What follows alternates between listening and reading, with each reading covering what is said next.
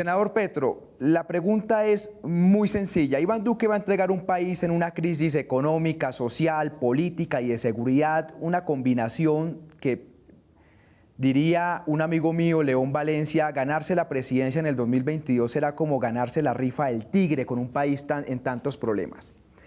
En materia económica, me pregunta la gente, ¿cuál es su propuesta? ¿Va a haber o no va a haber reforma tributaria con usted? ¿Va a haber o no va a haber IVA a la canasta familiar, lo que queda de la canasta familiar? ¿Qué propone usted con un hueco fiscal en este momento del 8%, más del 8%, casi 9%, senador Gustavo? Bueno, en economía no, la economía no se reduce a una reforma tributaria. La reforma tributaria es apenas un instrumento de una política económica, no al revés. La política económica que nosotros hemos venido defendiendo tiene que ver, uno, para allá con lograr un shock de demanda, es decir, que la población pueda comprar. Y eso implica una renta básica, es decir, un dinero público que se entrega sobre todo como subsidio de nómina para la pequeña y mediana empresa, para que pueda resistir lo que está sucediendo hoy, que es la quiebra y la ruina de la economía, y tiene que ver con que los sectores más vulnerables puedan tener con qué comer. Es para allá, porque esos son los problemas inmediatos del COVID y son al mismo tiempo las palancas fundamentales de una reactivación.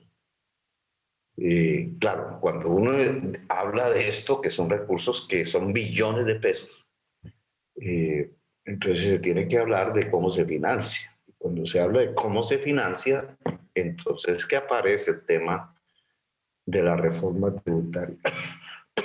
La reforma tributaria, y llevo 15 estudiadas en el Congreso de la República, y siempre la hemos propuesto, no es la primera vez que hablamos de este tema, desde hace 15 reformas tributarias hemos más o menos mantenido la misma posición.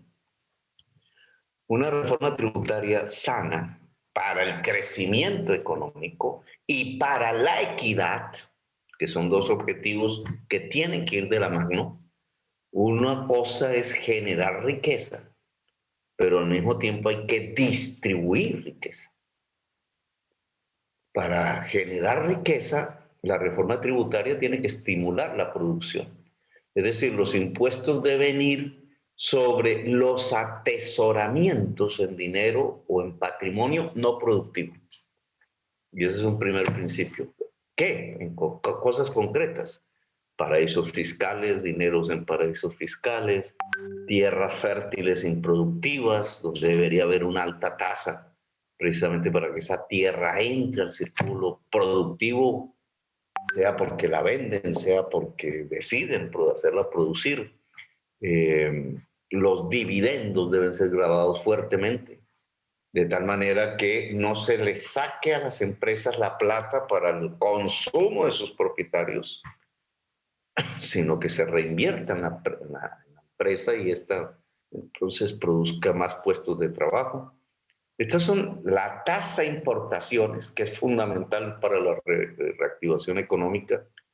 Biden ya lo viene proponiendo y era la misma propuesta que hicimos nosotros en el 2018, porque es una tasa a las importaciones basada en la cantidad de gases de efecto invernadero que las importaciones hayan en su proceso productivo emitido o en su consumo. Con la tasa carbón se le denomina eso y nos permitiría proteger nuestra agricultura, nuestra industria. La sola protección de la agricultura podría garantizar 13 millones de toneladas de producción alimenticia en Colombia, con lo que eso implica en términos de incremento del empleo. Ahora, para allá, pero si lo vemos un poquito más allá, esta reforma tributaria, si quiere justicia, pues tiene que gravar las rentas más poderosas. Es el impuesto a los ricos, pero los ricos improductivos, a los que atesoran rentas del petróleo, rentas del carbón, que son regalías, las rentas sobre la tierra, que es el impuesto a la tierra que siendo fértil es improductiva, paraísos fiscales y tasas carbón a las importaciones, tasas a los dividendos. Esa es nuestra reforma tributaria. Por el otro lado, lo que hay es que debilitar el IVA y sobre todo en los bienes básicos de la canasta familiar. Eso, lo que han logrado hoy hacer crecer, ahora se plantea una reforma en ese mismo estilo, debe retroceder. Es decir, liberar una serie de productos que son básicos del pago de impuestos, el pago de impuestos de IVA. Y esa es nuestra propuesta. Ahora, ¿por qué? Porque es coherente con lo que estamos diciendo de política económica. Si nosotros decimos que hay es que hacer crecer la producción, generar riqueza, por tanto, pero distribuirla equitativamente, que para ello hay que desligarnos de la economía del petróleo y del carbón que matan la producción a través de lo que se llama la enfermedad holandesa. Es decir, producen, ya eso no lo vemos hoy porque es un Troya en crisis, no es que yo lo voy a hacer, es que ya se produjo la crisis del carbón y el petróleo. Pero en su época, esas ingentes cantidades de dinero que entraban por su alto precio, pues terminaron revaluando el peso en tal magnitud que muchas de las ramas de la producción agraria colombiana y de la industria se acabaron. Ya eso usted le suma a los TLCs, pues lo que hemos hecho es acabar nuestra producción.